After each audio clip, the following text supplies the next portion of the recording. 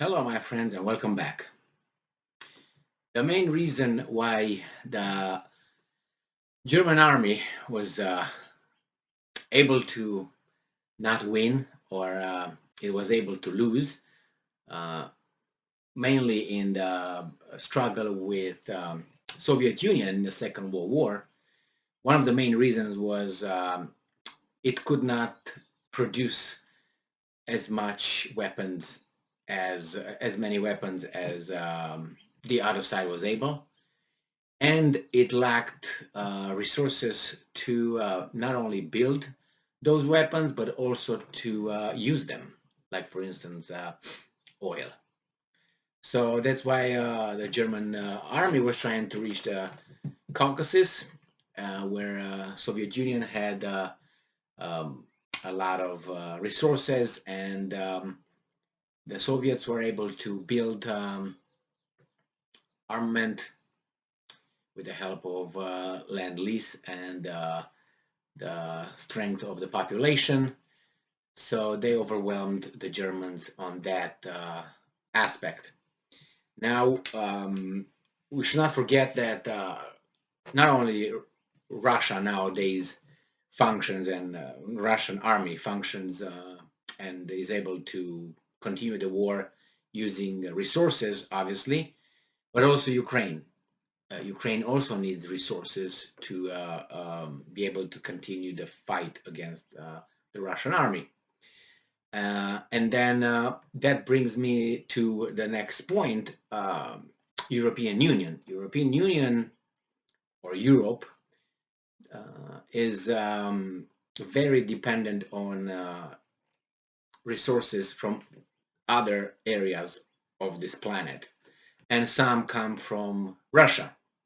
So if, let's say, tomorrow the European Union doesn't get any fossil fuels, let's put it this way, from anywhere around the world, it can't really function as with its economy. So it's going to die with that. It doesn't have enough, almost no resources on the territory. With a little oil that is left in, let's say, Romania, and they cannot do anything. And other gas, the same, not much. So they need outside resources, and Europe depends on outside resources. And obviously, it did some it made some contracts with Russia. Now, due to this situation with Ukraine, and Europe decided to wane away the Russian gas, oil, and whatever else coal they might get from Russia. They want to say bye bye. It can't be done in 1 second because all that needs to be replaced by another producer, another supplier.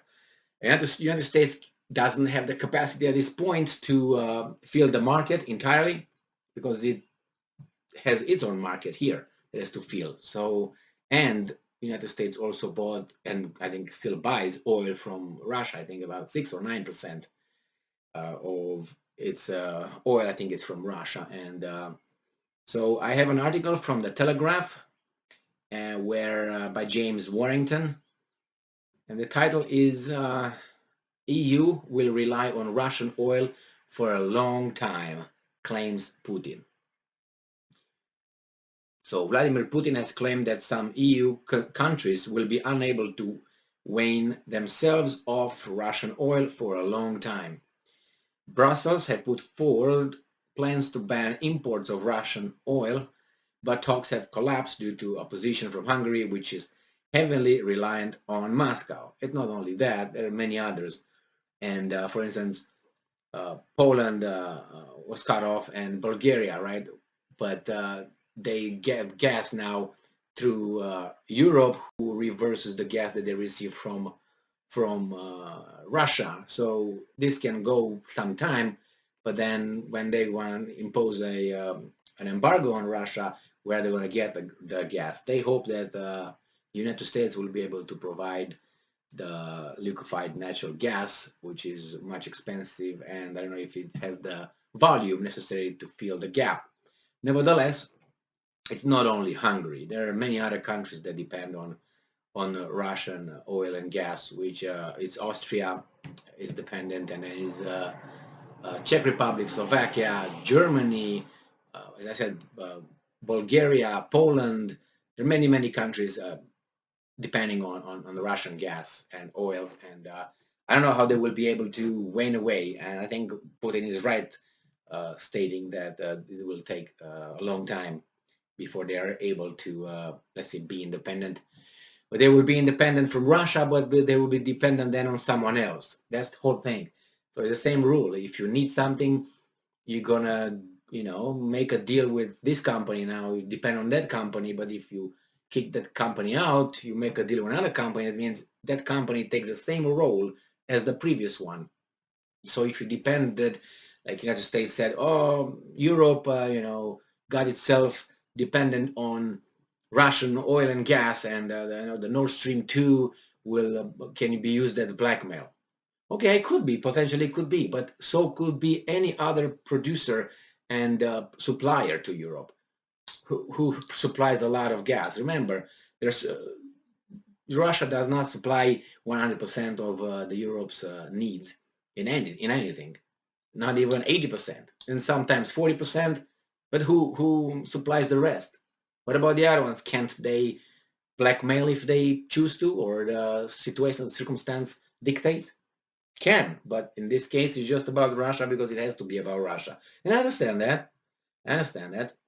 So it says here that speaking at a televised meeting about the future of Russia's energy sector, Mr. Putin said, and I'm quoting, obviously some EU states in whose energy balance the share of Russian hydrocarbons is especially high will not be able to do this for a long time to ditch our oil.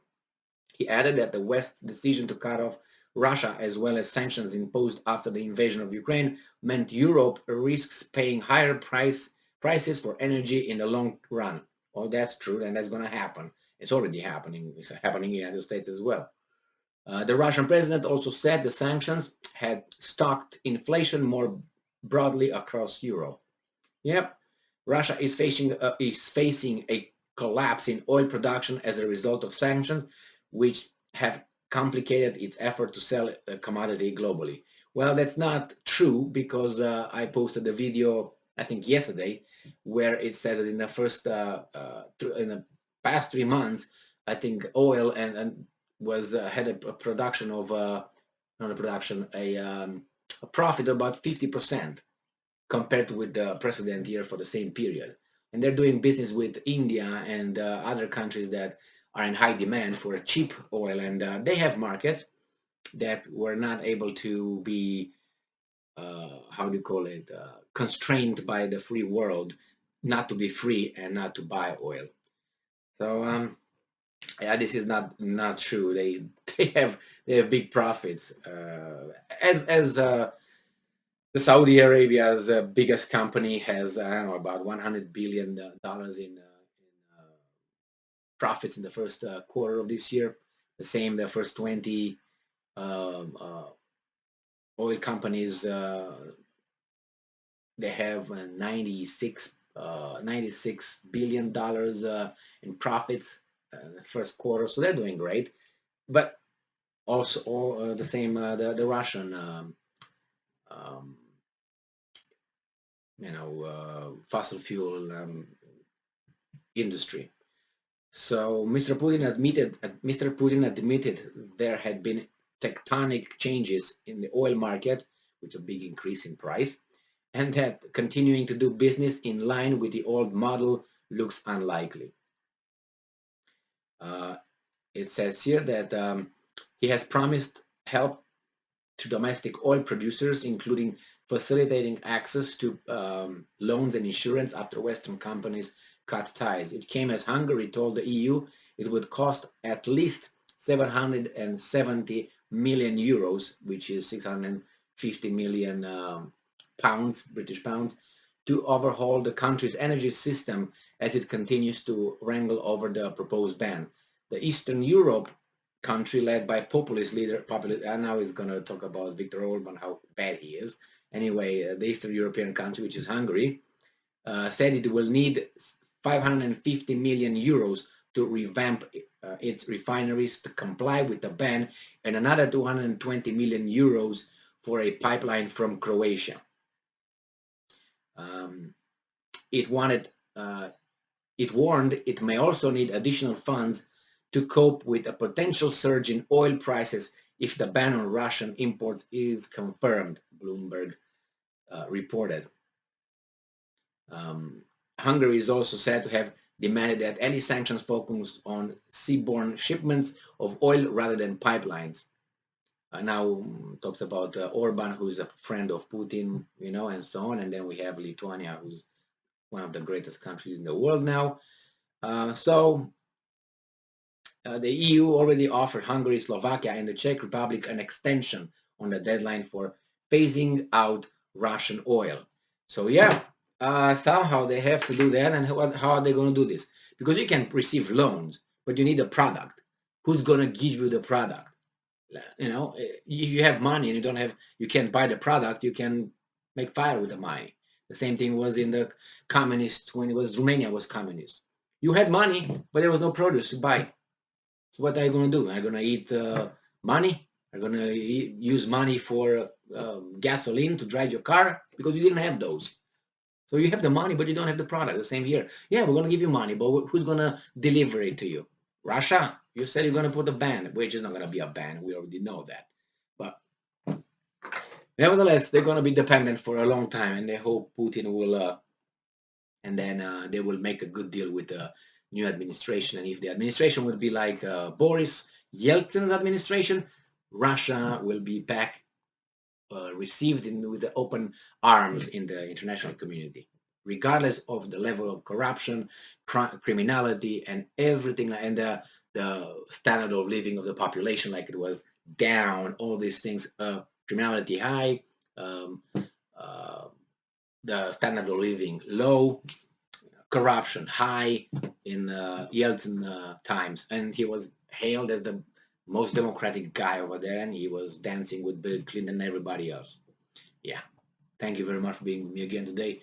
Stay strong, stay smart, look for the truth, and be just.